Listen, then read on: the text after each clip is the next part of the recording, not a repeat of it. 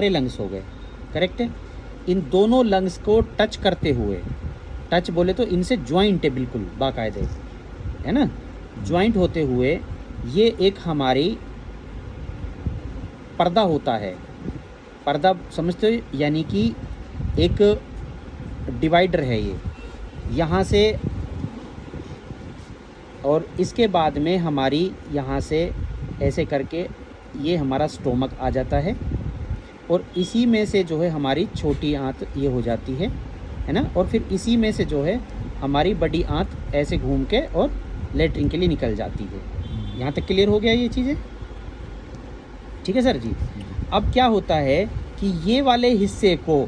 Participate करना, यानी बिल्कुल अलग करना, ये पार्टीशन हो गया ना ये,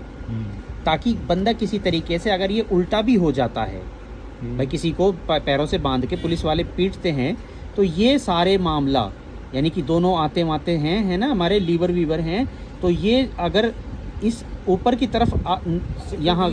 छाती की तरफ आ जाएंगे तो दिक्कत बहुत मोटी हो सकती है, मर सकता है यानी कि। और ये आते ही ऐसे निकल के मुंह में के किसी भी यानी कि छाती पे दबाव डालेंगे, तो ये किसी प्रकार से छाती पे दबाव ना आए, इसलिए ही ये डायफ्राम मतलब बना होता है नेचुरली, पैदाइशी। अब ये डायफ्राम, मैं वापस सीधा करता हूँ इसको, अब ये डायफ्राम हमें पता लग गया, दो काम हो गए। एक तो इसका डायफ्राम का क्या हो गया कि हमारे पेट वाले जो हिस्से की जो ऑर्गन्स हैं उनको ऊपर की तरफ, चेस्ट की तरफ ना आ जाएं, उसकी सिक्योरिटी के लिए हो गया। सेकंड, इसका वर्क क्या होता है डायफ्राम का, कि डायफ्राम जो बना होता है, जिस टिश्यूज़ से बना होता है, ये डायफ्राम जैसे दिल जो होता है वो ऐसे टिश्यूज़ से बना होता है कि वो पंपिंग करता है, यानी कि घटती बढ़ती रहती हैं उसकी जो टिश्यूज़ की जो एक्टिविटी है, उसी वजह से वो पंपिंग करता है। और जो ये डायफ्राम है, ये डायफ्राम भी इसी तरीके से एक्टिवेट रहता है, जिससे कि हमारे दोनों लंग्स को खींचता है और छोड़ता है, खींचता है और छोड़ता है। यानी कि खींचता है और छोड़ने से मतलब एकदम से भगा नहीं देता कहीं के लिए, सिर्फ रिलैक्स करने के लिए छोड़ता है। तो जैसे ही रिलैक्स होते हैं, है ना, तो क्या होता है कि ये सांस को वापस बाहर की तरफ फेंकेंगे, एग्जॉस्ट कर देंगे, और फिर इनहेल करेंगे तब जब ये डायफ्राम वापस खींचेगा, इनको खींचेगा तो सांस होगा ऐसे करके खींचेगा, और फिर वापस जब ये डायफ्राम ऐसे वापस इसको छोड़ देगा तो सांस वापस को बाहर को निकल जाएगा। तो हमारा जो, अब जब हमने इसके अंदर कुछ खा लिया, किसके अंदर, स्टोमक के अंदर, या कोई ऐसी दवा खा ली, है ना,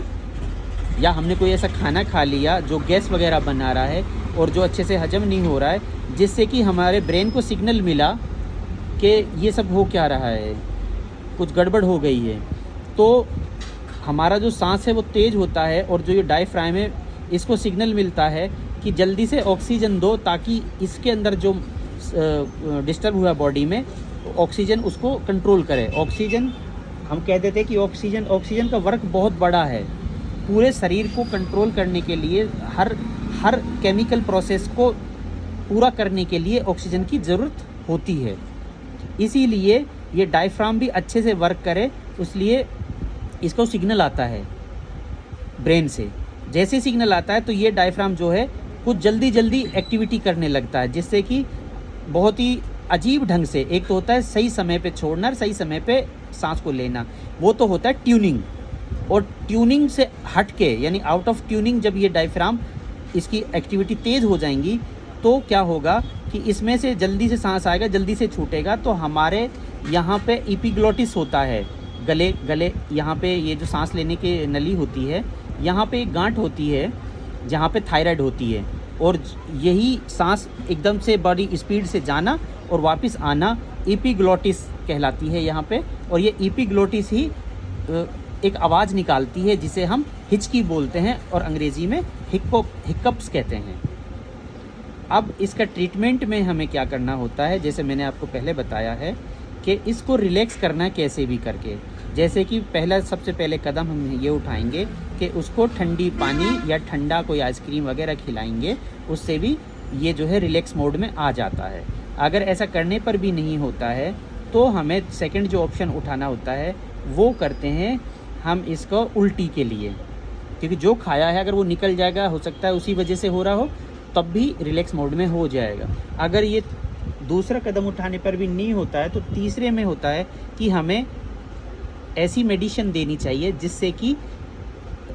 पेशेंट को नींद आए, रिलैक्स मोड में आ जाए, सो जाए घंटे 2 घंटे के लिए, तब वो जो है